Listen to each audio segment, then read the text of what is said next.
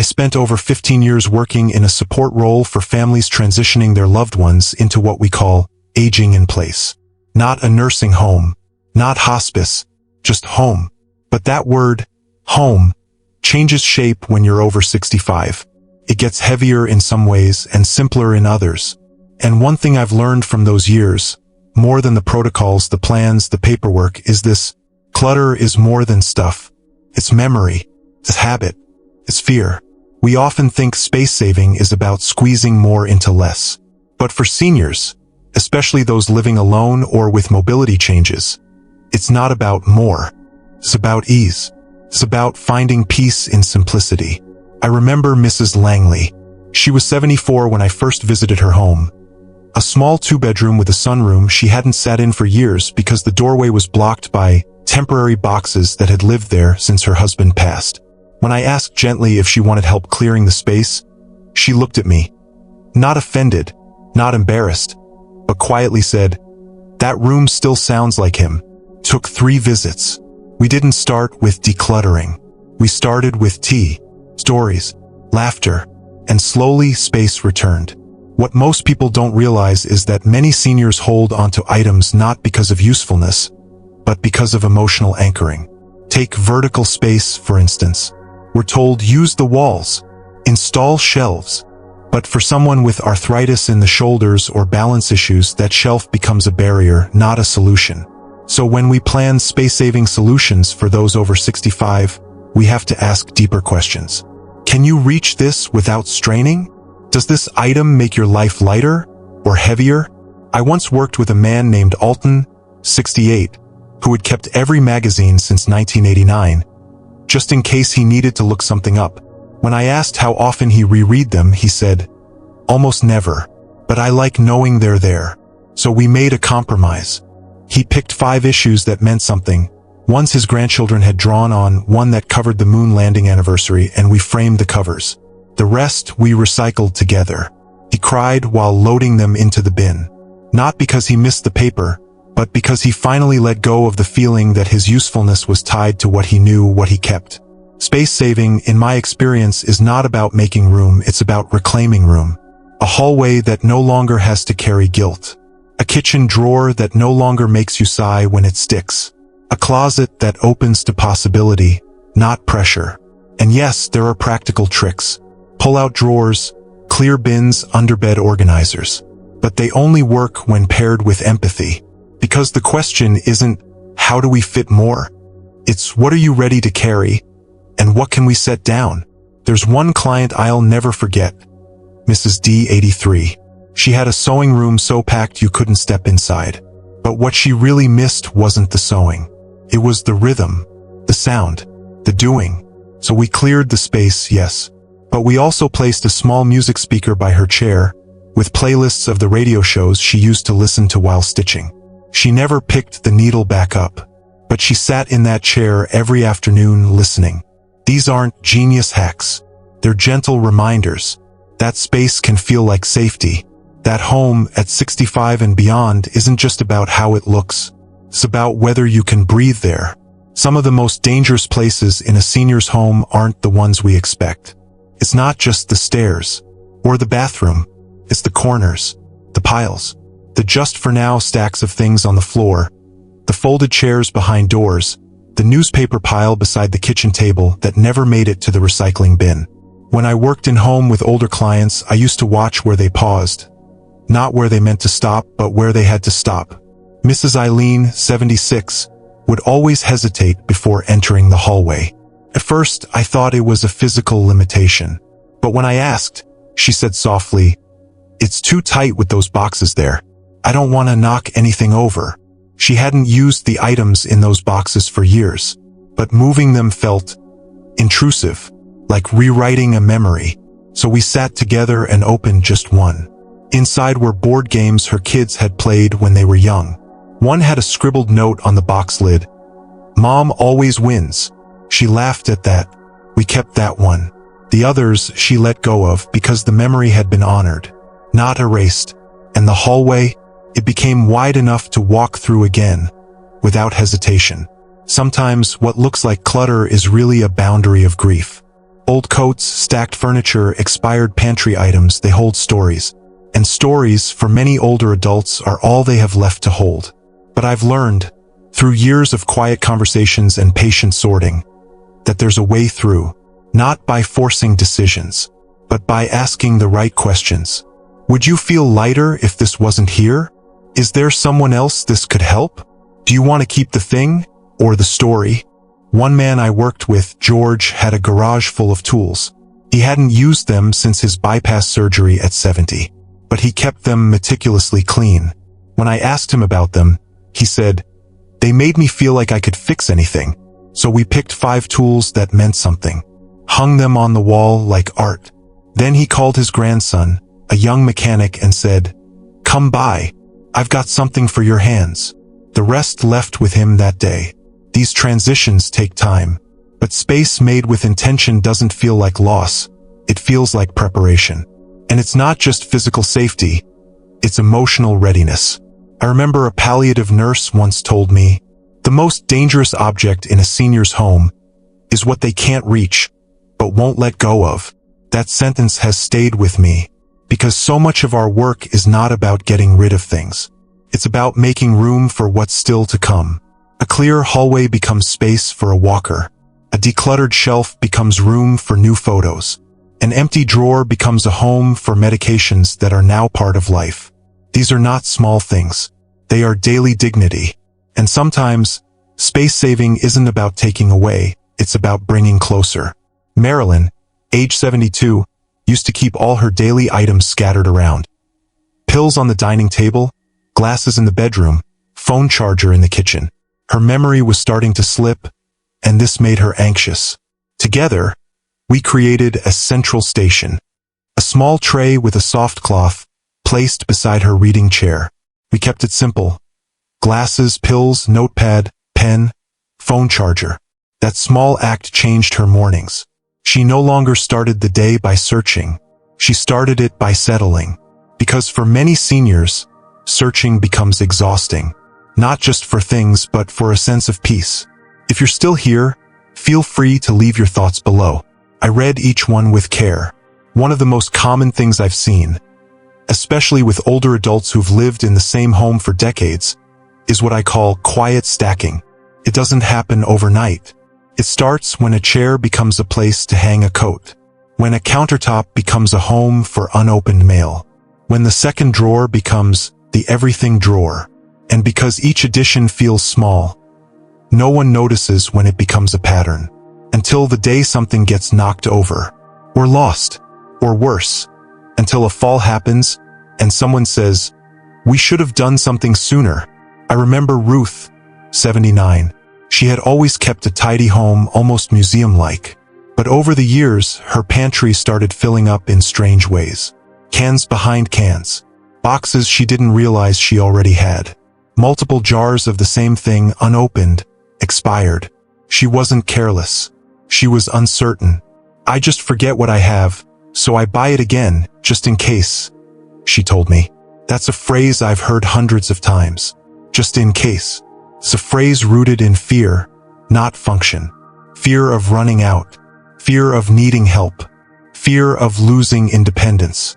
But the irony is, the more we keep just in case, the less accessible our spaces become. When we worked together to sort Ruth's pantry, I brought along clear containers and labels. We didn't throw things out all at once, we created visibility. She could see what she had. She started shopping less, worrying less, and, over time, she stopped saying just in case. She started saying, "I know what I've got." That shift, small as it may seem, is one of the first signs of someone reclaiming their relationship with space. It's not about minimalism. It's about clarity. There's also this belief I often encounter, especially in older men. If I let go of my things, I let go of who I am. Martin, 81, had 5 toolboxes in his garage. Only one of them opened properly. The rest were rusted shut or half full or contained tools he didn't recognize anymore. Still, he resisted. "These were mine," he said. "I used to fix everything." I didn't disagree. I just asked, "When was the last time you opened them?" He paused, then whispered, A long time. So I offered a different perspective. What if we keep the ones that still speak to you and let the rest go where they can be used again? That word used caught his attention, because pride doesn't want to be tucked away. It wants purpose. We kept one toolbox, gave two to a local trade school, tossed the broken ones. And when I left, Martin was sitting in his garage, polishing a wrench with care. Not to use it, just to honor what it had meant to him. That's the balance I've learned, between usefulness and meaning. When seniors hold on, it's rarely about greed. It's about grief. Grief for a body that can't do what it used to. Grief for a role that's no longer needed. Grief for time that feels too quiet now. And when we frame space saving as losing, people shut down. But if we reframe it as freeing up, as lightening, as making space for today, then something opens. I've seen it happen. Of course, not everything needs to go. There's a box in my mother's closet filled with scarves she'll never wear again. They belong to her sister. She doesn't touch them often, but she knows they're there. They don't crowd the hallway. They don't block her dresser. They simply exist. Like memory, like scent, like love that no longer visits daily, but still lives nearby. That kind of keeping is not clutter. It's reverence. The key is discernment. And that's where we, as family, caregivers, or professionals, come in. Not to clean, not to fix, but to walk beside, gently asking, is this helping you live better now? Or is it holding you in the past? Not all space saving is about storage. Some of it is about signaling. When a space is open, calm, and purposeful, it tells the body it's safe. It tells the mind it doesn't need to stay on guard. And that, more than any shelf or bin, is what most of my older clients have longed for. Safety, yes, but also ease, flow, permission to relax. That's why, when we talk about organizing homes for seniors, I rarely start with the garage or attic. I start with the places they touch every day. The chair where they sit, the table where they eat, the shelf where the medicine sits, the drawer they open each morning. Laura, 77, once told me she stopped drinking tea in the mornings. Not because she didn't want to, but because her favorite mug was at the back of the cabinet behind a dozen others. I just didn't feel like reaching, she said. So we did something simple. Cleared the clutter, brought her favorite mug to the front, and placed a tiny tray beside the kettle. Tea bags, spoon, napkin, all in one place. The next day, she texted me a photo of her morning cup. No caption. Just steam, sunlight, peace. It wasn't about mugs. It was about making ease visible again. In another home, I worked with a couple, Harold and Denise, both in their early 80s. They still cooked together, but their kitchen had become a battlefield of reach and repetition. Denise used to say, "I can never find the paprika when I need it." Harold would say, "Why do we have 5 whisks?" We pulled everything out. Not to shame or discard, but to see. We created clear zones, daily items in the lowest shelf, rarely used tools tucked into labeled baskets above the fridge, labeled jars with large print for aging eyes, and we installed a lazy Susan in the cabinet. Harold spun it like a game show wheel and grinned. Sometimes dignity comes in circles. One underrated change I've made in dozens of homes is simply clear bins. Not expensive ones, just enough to help things stay visible, stackable, logical.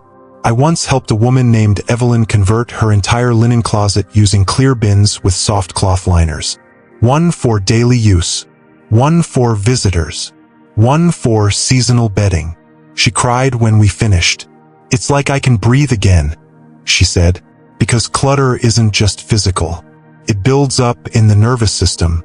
And every time we open a drawer full of tangled, unrelated things, our brain whispers, "Not now, maybe later, I'll deal with it another time."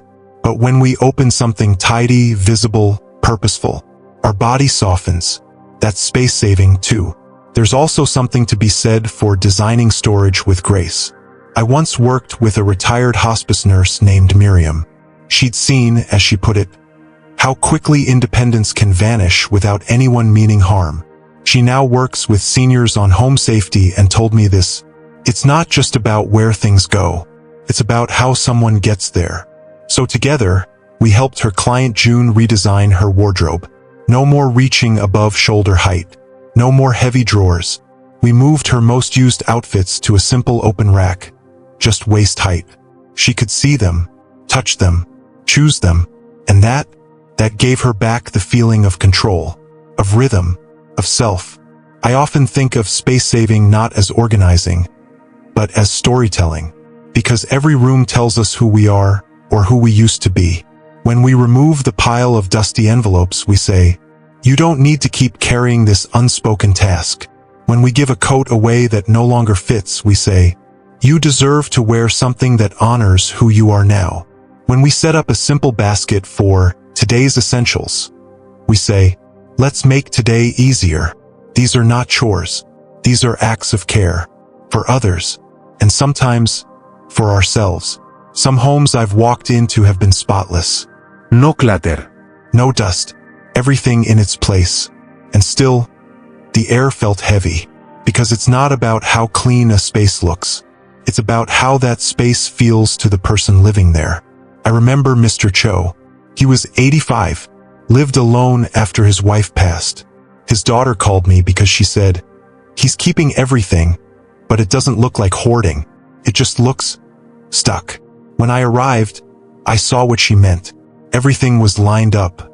Shoes in pairs, books in order, tea tins labeled. But his dining table was untouched. His bed always made. The recliner he once napped in draped with a sheet. It wasn't cluttered. It was paused. So we didn't talk about decluttering. We talked about continuing. "What's the next thing you'd like this room to help you do?" I asked. He didn't answer right away. Then quietly he said, "I'd like to play music again. Maybe have someone sit here while I do." So we cleared one corner, brought out the small record player, dusted the vinyls. And when I left, he was playing Ella Fitzgerald, tapping his knee with a pencil like it was 1964. That was the space he needed. Not empty, not perfect, just ready for something good to happen again. That's the thing about space. We think it's something we organize when really it's something we create. And for seniors, especially those over 65, that space becomes sacred. Not because it's fancy, but because it's familiar. Not because it's impressive, but because it's alive. Alive with breath, with movement, with memory that doesn't hurt to touch. And every time we make a thoughtful change, move a chair, empty a drawer, simplify a shelf, we send a message. You still belong here. You still get to choose. This place is still yours. Not every corner needs to be cleared. Not every box needs to go. But every home deserves moments of intention. I've seen it happen again and again. A woman finally sits in the sunroom after 10 years. A man opens the back door just to feel air on his face again. A couple makes dinner together in a kitchen where they can reach everything.